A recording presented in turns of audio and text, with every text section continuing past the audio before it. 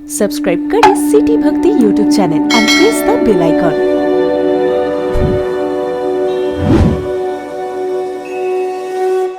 बोझ लेकर आ जाता है, इसलिए भजन करो भाई।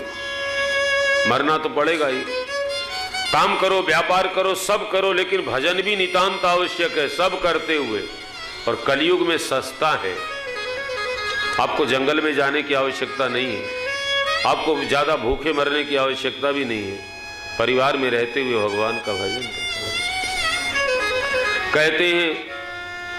महाराज का अंतिम संस्कार हुआ, कीन भरत 10 गात विधाना, 10 गात्र श्राद्ध होते हैं भरत जी ने किए। आजकल तो महानगरों में 3 दिन में काम कर देते हैं, शोक सभा कर दी, ब्राह्मण भोजन करा दिया। पहले मेरे को विश्वास नहीं हुआ, किसी ने पत्र दिया था कथा में कि आजकल मृतक कर्म पूरा नहीं करते। मैंने सोचा ऐसा थोड़ी होता होगा, लेकिन अब पता लगा कि होता है बड़े बड़े शहरों में। माँ बाप मर जाए, 3 दिन में सारा काम कर दिया, ब्राह्मण भोजन सब। अरे जिसने अपनी संपत्ति का हमको मालिक बनाया, जिसने हमको शरीर दिया, उनके लिए 10 दिन हम निकाल नहीं सकते, 10-12 दिन? क्या जमाना आ गया साहब, मुश्किल है। कहते लोग अब मर गए, माँ बाप के साथ मरे, क्या कारोबार नहीं करें क्या? तो तुम नहीं मरोगे क्या? गजब है साहब समाज की स्थिति। कहते भरत जी ने 10 गात्र किया। देखो ये 10 गात्र श्राद्ध करना चाहिए, और विद्वान आजकल श्राद्ध कराने वाले भी नहीं है। आप एक पुस्तक निकली गीता प्रेस से, परलोक और पुनर्जन्म, पढ़ना। यदि आप आस्तिक हो, पढ़ना, आंखें खुल जाएगी। श्राद्ध करने से क्या होता है पता लगेगा। करना चाहिए, पितरों का श्राद्ध करना चाहिए। जिन परिवारों में पितरों की शांति नहीं, उनमें बहुत उपद्रव होता है। तो कीन भरत 10 गात विधाना, ब्राह्मणों को भोजन करवाया, श्राद्ध किया, दान दिया। क्या क्या दिया दान में? सिंहासन भूषण बसन अन्न धन निधन, दिए भरत लई भूमि सुर परिपूर्ण का। सोने के सिंहासन दिए, सिंहासन भूषण गहने दिए, बसन कपड़े दिए, अन्न दिया, धरणी खेत दिया, धन दिया, धाम मकान दिया, बहुत। देखो श्राद्ध में अपनी औकात के अनुसार भी, जैसे विवाह आदि में खर्चा करते हो, वैसे अपने पूर्वजों के लिए श्राद्ध करना चाहिए। बेकार चीज़ नहीं, अच्छी चीज़ देनी चाहिए। आजकल तो लोग हैंड फैन दे देते हैं, हैंड फैन साहब। बड़े बड़े पैसे वालों के घर में ऐसी रद्दी चीज़ देते हैं। ब्राह्मण को देना इस भावना से देते हो, आपके पितरों तक नहीं पहुँचती है। आपने पहले ही स्वीकार कर लिया कि ये तो ब्राह्मण को देना है। ये हमारे जो पूर्वज चले गए उनके लिए दे रहे हैं। अच्छी चीज़ दो, उस श्रद्धा से दो, उनको प्राप्त होती है। ऐसे कई प्रमाण मिले हैं। इसलिए भरत जी ने सब किया। अब अयोध्या में सभा हुई, गुरु जी मुख्य सभा में आज सभापति हैं, और माताएं हैं ये भरत शत्रुघ्न, तीनों माताएं सब बैठे, मंत्री सब बैठे। बोले गुरु जी पहले, सुनहु भरत भावी प्रबल बिलखित मुनिनाथ, हानि लाभ जीवन मरण जस अपजस विधि। सुनो भरत, होनहार टलती नहीं है, कोई नहीं टाल सकता है मेरे भाई बहन। चाहे भगवान की कितनी भक्ति करो और करो, होनहार होकर रहती, होनहार। तो सुनहु भरत भावी प्रबल, इतना कहकर वशिष्ठ जी बिलख कहते हैं, बिलख गए। रोने से एक अलग आगे की स्थिति को बिलखना कहते हैं। मेरे भाई बहन, वशिष्ठ जी तो ज्ञानी हैं, वो बिलखे बहुत वो बात है, लेकिन बिलख गए, कहे मुनिनाथ, रो पड़े। है न गजब की बात? परिवार कहाँ रोता है आजकल? आपको ज़्यादा पता है इन बातों का। आजकल बड़े बड़े शहरों में, दिल्ली में तो बताया लोगों ने, रोने वाले भाड़े के आते हैं।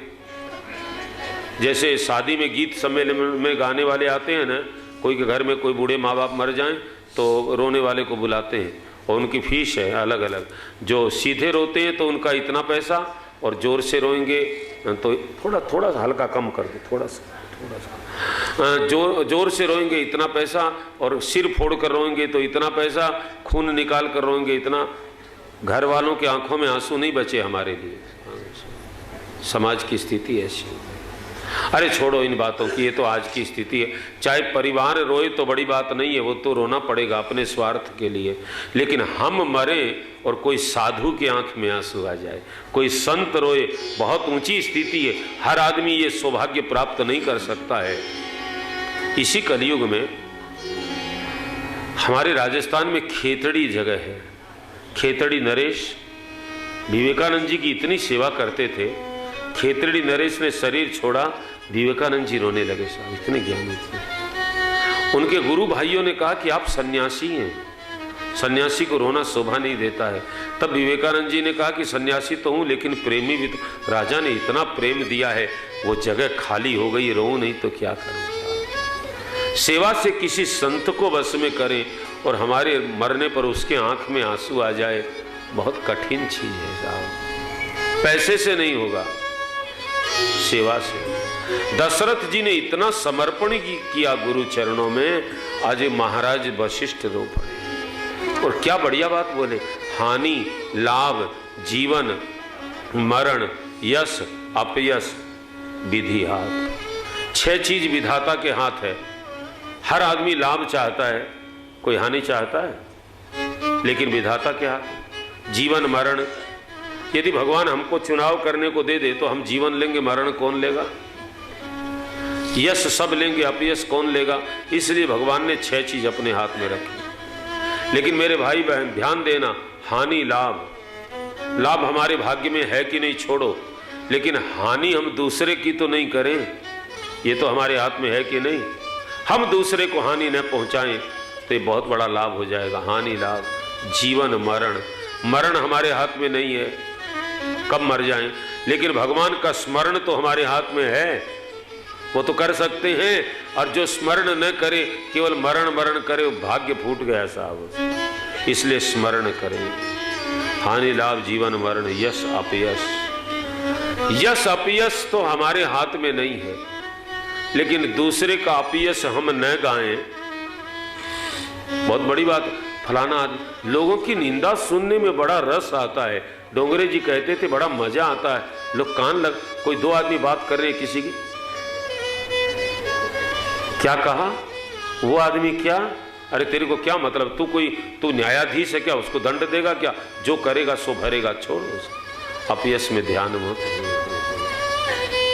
यश में ध्यान नहीं देते हैं। हाँ, अपयश में लोगों का बहुत, ये आजकल देखो ना टेलीविजन में समाचारों में जो बुरी बात है वो खूब परोसी जाती है, महीनों महीनों तक वही चलेगा। कोई अच्छी बात है, वो जो अभी मैं आपको कैलाशगिरी की बात बताई, वो टीवी में दोबारा दिखाए, एक बार दिखाया। वो चीज की आज समाज को आवश्यकता थी, उसको टेलीविजन वाले मीडिया नहीं दिखाएंगे, लेकिन वो जो चीज है बुरी बुरी चीज है, उसको रोज परोसेंगे। उसको इस समय बहुत संभलना पड़ेगा समाज को, नहीं तो गिरने के तो बहुत उपाय हैं। तो इस प्रकार से कहते हैं कि भरत जी को गुरुजी ने कहा, बेटा अब तू राजा बन जा। भरत जी ने मना कर दिया। माता ने कहा, मंत्रियों ने कहा राजा बन जाओ भरत जी। भरत जी बोले, आपुन दारुण दीनता सबों सभय सिर देखे बिनु रघुनाथ पद जियते जननी न जानी। गुरु जी मैं राज्य कर नहीं सकता, जब तक मैं राम जी के चरण न देख लूं, मेरे कलेजे में जलन लगी है, वो मिटेगी नहीं। आप चित्रकूट ले चले मेरे को, तो राज्याभिषेक का सारा सामान राम जी के पास ले चले। राम जी असली मालिक हैं, वो जिसको राजा बना दे। ये बात सबको अच्छी लगी, सबको अच्छी लगी। कल सुबह चित्रकूट चलेंगे, सब तैयार हो रहे हैं। कुछ लोग गिने चुने जो सपने में भी धर्म नहीं चूकते, ऐसे लोगों को राज्य की जिम्मेदारी दी है। और भरत जी सबको ले जा रहे हैं। राज्याभिषेक की सामग्री, 4 प्रकार की सेना, चतुरंगिनी सेना, माताओं के लिए पालकी बनाई गई, गुरुजी रथ में बैठे हैं, ब्राह्मण सब पालकियों में बैठे हैं, हाथी घोड़े पर लोग बैठे हैं। सारा समाज चित्रकूट की यात्रा में जा रहा है। कैकेयी को भी ले जा रहे हैं। कई से बात नहीं करते भरत जी, लेकिन साथ में ले जा रहे हैं। अरे मंथरा को भी ले जा रहे हैं, लिखा तो नहीं है लेकिन मंथरा को भी ले जा रहे हैं और सब जा रहे हैं। भरत चले चित्रकूट हो रामा, राम को मनाने। भरत चले चित्रकूट हो रामा, राम को मनाने। राम को मनाने, सीता राम जी को लाने। राम को मनाने, सीता राम जी को लाने। भरत चले चित्रकूट हो रामा, राम को मनाने। भरत चले चित्रकूट हो रामा, राम को मनाने। भरत जी चित्रकूट जा रहे हैं, पैदल जा रहे हैं। किसी ने माँ कौशल्या को कहा भरत तो पैदल जा रहे हैं। कौशल्या जी अपनी पालकी को रुकवाती है भरत के पास, भरत तू सवारी में बैठ जा, रथ में बैठ जा। माँ के कहने से भरत जी ने नियम तोड़ दिया है। देखो, जिसके प्रति आपकी सच्ची निष्ठा हो वो कह दे तो नियम तोड़ देने से कोई पाप नहीं लगता है। कई लोग जिद्दी होते, बस बस हमने नियम कर रखा, हम नहीं तोड़ेंगे, लेकिन भरत जी ने नियम तोड़ दिया। आगे श्रृंगवेरपुर पहुंचते हैं। राम जी के सखा निषादराज, उन्होंने सुना कि भरत सेना लेकर जा रहे हैं।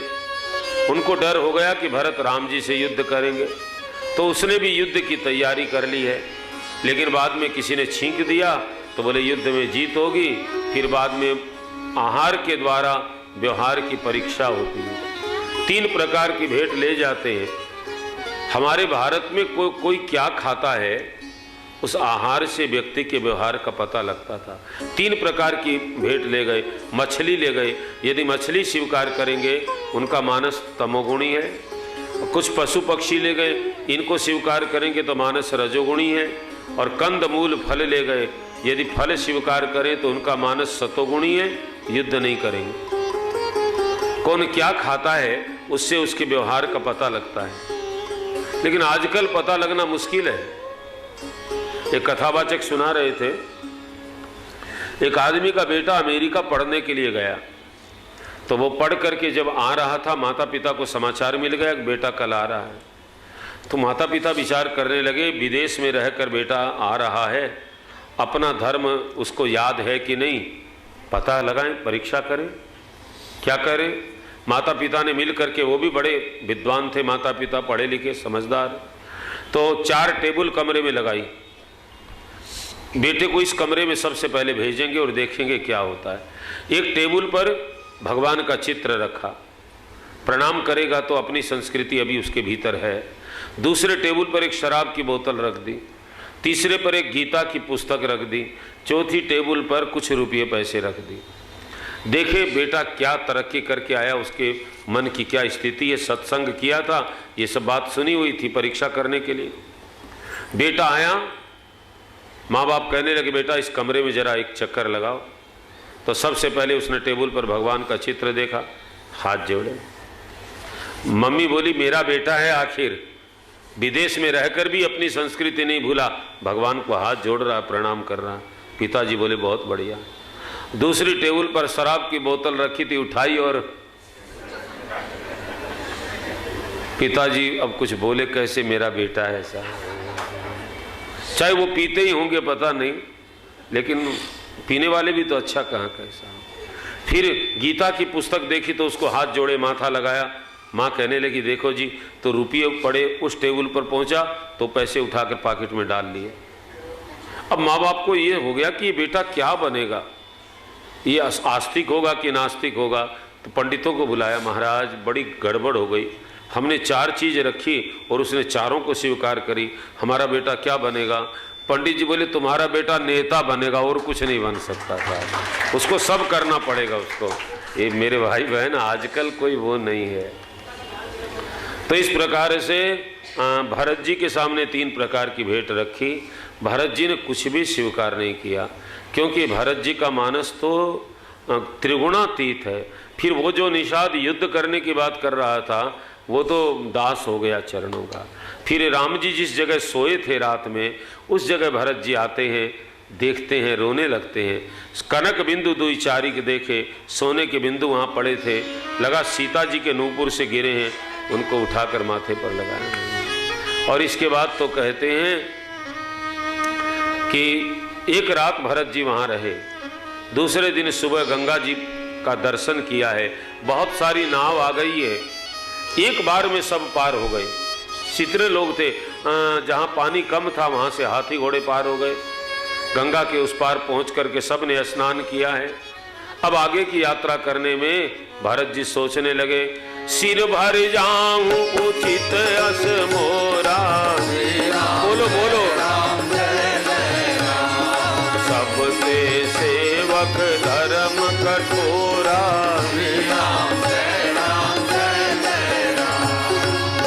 भरत जी सोचते हैं मेरे प्रभु के जहाँ चरण पड़े हैं ना, वहाँ मेरे को सिर रखना चाहिए।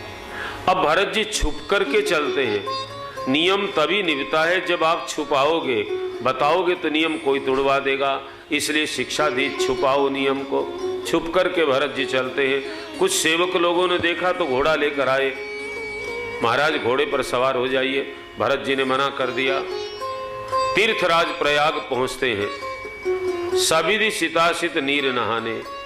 देखो, पहले यमुना जी में स्नान किया, बाद में गंगा जी में स्नान किया। किसी ने कहा भरत जी बीच में त्रिवेणी है, यहाँ स्नान करो।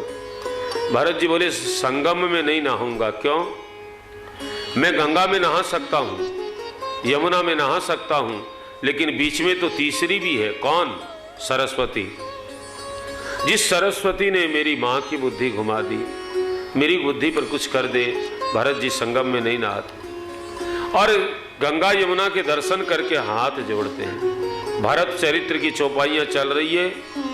श्री राम जय राम सब बोले साहब। देखत श्यामल धवल हलोरे, पुलक शरीर भरत कर जोरे, मांगऊ भीख त्यागी निज धर्म, भारत काहन करहि कुकर्म।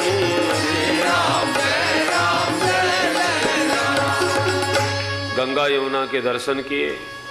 भरत जी कहते मांगऊ भीख, हे यमुना जी, हे गंगा जी, मैं आपसे भीख मांग रहा हूं और मैं छत्री हूं ना, मुझे पता है छत्री का धर्म मांगना नहीं है, फिर भी अपने छत्री धर्म को त्याग कर मांग रहा हूं। आपत्ति में कौन अपराध नहीं करता? भरत जी मांग रहे तो प्रयागराज बोले भरत जी मेरे भंडार में धर्म अर्थ काम मोक्ष सब भरे, मांगो। भरत जी बोले अर्थ न धर्म न काम रुचि, गति न चाहो निर्वाण, अर्थ न धर्म न काम रुचि, गति न चाहो निर्वाण। हे जन्म जन्म रति राम पद, यह वरदान जन्म जन्म रति राम पद, यह वरदान, यह वरदान, यह वरदान। सबसे पहले बोले अर्थ न, मुझे अर्थ नहीं चाहिए। बाद में बोले धर्म न, मुझे धर्म भी नहीं चाहिए। और काम की तो मेरी इच्छा भी नहीं है, काम सुख की। और मोक्ष नहीं चाहिए, गति न चाहूं निर्वाण। जन्म जन्म मेरा हो रति राम पद, राम जी के चरणों में मेरा प्रेम बढ़े। बोले भरत जी ने अर्थ क्यों छोड़ा? बोले जिस अर्थ के कारण हमारे अयोध्या में अनर्थ हो गया, अर्थ तो छोड़ा, लेकिन धर्म क्यों छोड़ा? भरत जी बोले जिस धर्म के कारण, धर्म क्या है? राम जी से कोई पूछे तो राम जी कहते धर्मन दूसर सत्य समाना, सत्य के बराबर कोई धर्म नहीं है। तो जिस सत्य के कारण भगवान सत्यनारायण को वनवास हो जाए, ऐसा धर्म मुझे नहीं चाहिए। काम में रुचि नहीं है, मोक्ष चाहता नहीं। जो सच्चे भगवान के भक्त होते हैं मोक्ष नहीं चाहते, वो तो संसार में दोबारा आएंगे। भगवान शंकराचार्य कहते हैं मां जगदम्बा से, न मोक्षस्याकांक्षा भव विभव वांछापि च न मे, न विज्ञानापेक्षा शशिमुखी सुखेक्षापि न पुनः, अतस्त्वां संयाचे जननी जननम यातु मम वै, मृडानी रुद्राणी शिव शिव भवानी जपत। माँ, मुझे मोक्ष नहीं चाहिए, न मोक्षस्याकांक्षा, मुझे बहुत ज़्यादा वैभव भी नहीं चाहिए, मुझे केवल जन्म चाहिए, बार बार जन्म लूँ आपके नाम का, भवानी, रुद्राणी, मृडानी, इन नामों का शिव शिव जप करूं बस। क्या पड़ा है मोक्ष में? पहले हम भजन गाते थे ना, उस समय एक आदमी थे हमारे गांव के, मारवाड़ी भाषा में कहता, अरे भाया मोक्ष में के पड़ो है, न तो बटा कोई ट्रेन है, न एरोप्लेन है, न कोई खाने पीने की चीज है, बटा मोक्ष में है कि आपा तो संसारी चौको, मोक्ष मांगे बाने लेने दो, कुछ नहीं है साहब मोक्ष में, मन नहीं लगता मोक्ष में। इसलिए भक्त कहते हैं हम तो भक्ति करेंगे, संसार में आएंगे। जन्म जन्म रति राम पद। और भरत जी क्या मांगते हैं? सीताराम चरण रति मोरे, अनुदिन बढ़ऊं अनुग्रह कोरे। सीताराम जी के चरणों में मेरा प्रेम दिन दिन बढ़ता रहे, घटे नहीं, पूरा न हो। प्रेम उसको कहते हैं जो कम न हो। पहले से आज कम हुआ है तो प्रेम नहीं, वो वासना है। परिवार में प्रेम वैसा नहीं रहता है, प्रेम तो बढ़ता है, जितना पहले था उससे ज्यादा होना चाहिए। तो भरत जी कहते हैं जन्म जन्म राम चरणों में मेरा प्रेम बढ़ता रहे। फिर भरद्वाज मुनि के आश्रम में भरत जी आते हैं, सारे समाज को लेकर चरणों में दंडवत की है। भरद्वाज मुनि भरत जी को उठा लेते हैं, सब बैठे हैं। भरत जी को बड़ी चिंता हो गई, अब ये महात्मा जी मेरे से पूछ लेंगे तुम्हारी माता जी ने राम जी को वनवास क्यों दिया, तो क्या जवाब दूंगा। बड़ी लज्जा का अनुभव करते हैं। तब भरद्वाज जी बोले, सुनाऊं भरत हम सब सुधि पाई। ऐ भरत, हमको सब समाचार पता है, राम जी ने सब बताया, और तुम अपने मन में ग्लानि मत करो भरत। तुम तो भरत मोर मत हेहू,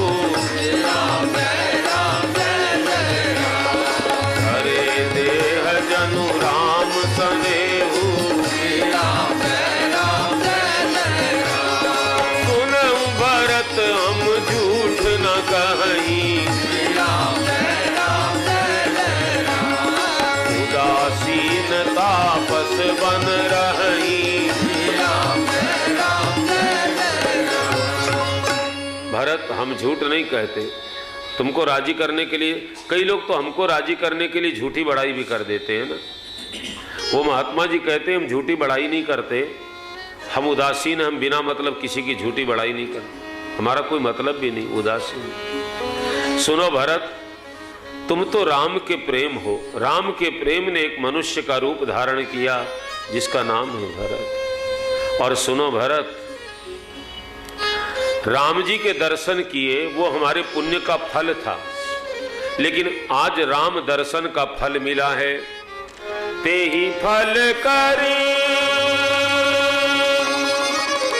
फल दर्श तुम्हारा, सहित प्रयाग सुभाग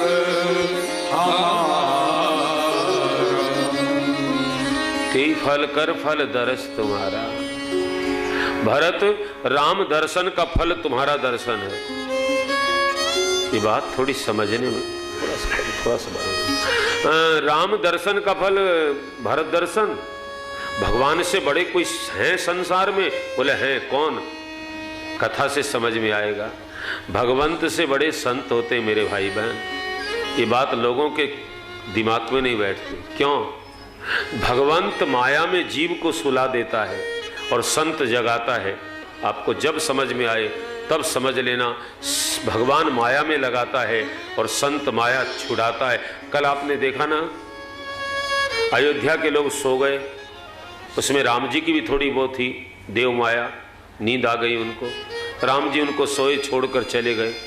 लेकिन भरत जी के साथ डर नहीं है, जो सो भी जाते हैं तो भरत जी उनको उठा लेते, चलो भैया। संत का एक बहुत बड़ा काम है जीवों को जगाना। मुसाफिर जागते रहना, नगर में चोर आते। संत जगाते हैं समाज को, जागो जागो जागो, जागो और भक्ति करो।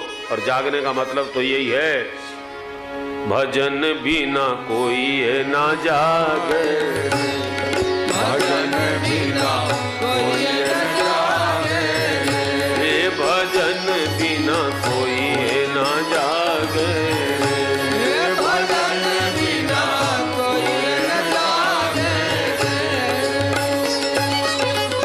भगवान तो कुछ ऐसा करते हैं कि जीव भजन से विमुख हो जाए, लेकिन संत भजन में लगाते हैं।